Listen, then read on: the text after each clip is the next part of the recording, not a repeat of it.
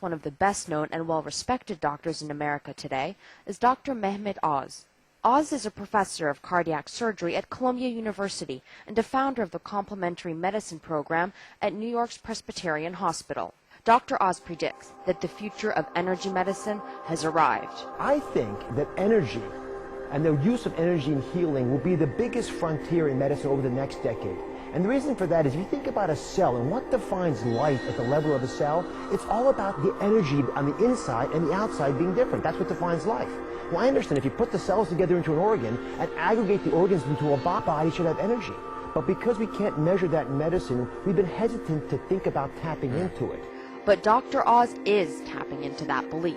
In a small study of Reiki healing, Dr. Oz used energy healers known as Reiki masters in the operating theater on open heart patients. The result? Out of 11 patients treated with Reiki in Dr. Oz's operating room, not one experienced the usual post-operative depression. In the bypass patients, not one experienced post-operative pain or leg weakness. And in the transplant group, not a single one experienced organ rejection.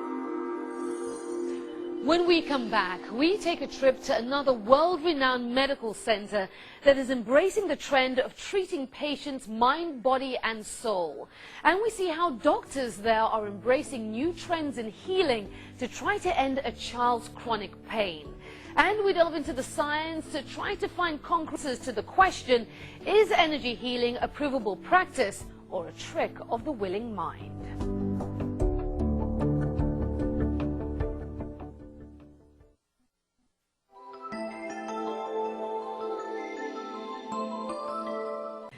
UCLA Medical Center consists among the top 3 hospitals in the country. For 18 years in a row, it has garnered U.S. News and World Report's prestigious ranking as the best hospital in the Western United States. And it is here that many cutting-edge therapies are being implemented in patient care. The UCLA Pediatric Pain Clinic and director Dr. Lonnie Zetzler work with children who have chronic, debilitating pain. 4, 5, 6, 7, 8. Courtney Kernick is one of those children, a high-achieving 15-year-old diver with a bright future ahead of her and the hopes of one day competing in the Olympics. Courtney had all but seen that dream disappear as pain took over her life. What started as a simple stomachache became months of debilitating abdominal pain and migraine headaches. The pain was so severe for Courtney that she had become unable to dive at a competitive level and was oftentimes too sick to even attend school. Courtney's mother, Diane, it was difficult seeing her daughter suffer. It's really frustrating and it's very stressful because, I think we always say as mothers we would take our own child's pain and, in a heartbeat my husband and I would take it, and it's just frustrating to see such a young kid being held back by something nobody can control.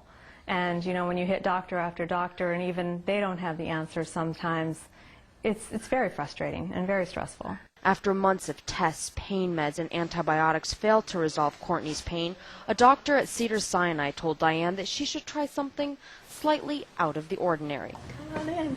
He sent Diane and her daughter to the UCLA Pain Management Clinic for alternative treatment and energy healing. Reiki energy, I think, is the newest complementary therapy on the horizon. A recommendation that Diane wasn't completely sold on, but was willing to give a try. As a mother, I think you see your kids sick and you just want to do anything to help them feel better. Trying an alternative therapy such as energy medicine for her pain was met with a teenage dose of skepticism. I never really knew what it was or heard of it before, and when they said it, I wasn't really open to anything else alternatively, but my parents kind of told me that I should just give it a try, and I did.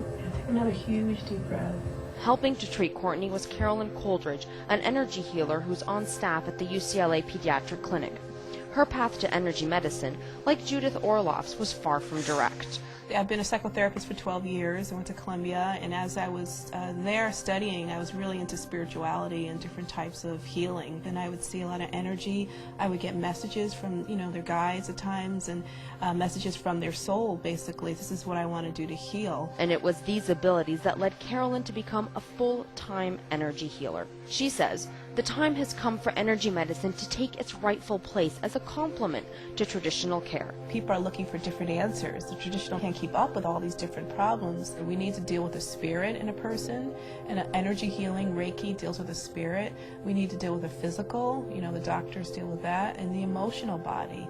And energy healing also deals with the emotional body because we're natural energy beings. When we first met Carolyn, she had only been working with Courtney for a short time, but already both Courtney and her mom were seeing a change. I've went from seeing my kid double over in pain and watching the pain medicine that I'm giving her to she's cutting down on the medication she's taking. Yeah, I've seen a difference in it. Like, I went in with an open mind and just said, I'll give it a try. And when she did it to me, when Carolyn did it to me, I felt heat, like good energy coming through, and I felt really relaxed when I was done with the treatment. Several months later, we caught up with Courtney and her mom again, and a lot had changed. Courtney had stopped her energy healing sessions with Coldridge because her insurance company would not reimburse the treatment cost. But Diane says she believes the time they did have with Coldridge in the end helped find the answer to Courtney's mysterious illness. With the energy healing, it helped a lot in just dealing with things before we didn't know what was wrong. Carolyn actually kept telling us she felt a blockage when she would do the energy healing. And that was what in my gut told me we needed to still pursue with doctors and try to find out what was wrong instead of listening to the doctors that told us it was all psychological. That persistence paid off. Eventually, doctors found and surgically corrected a congenital defect in Courtney's pancreas. And now, Courtney has returned to the diving platform, free of pain and full of life. I love it. I couldn't do it for a while, and now that I'm back, I'm so happy again. And focused again on the hope of regaining her Olympic dream. Facebook generation aside, energy healing used to be written off as new age, out there, or free. But science has a way of changing minds when it proves the unprovable.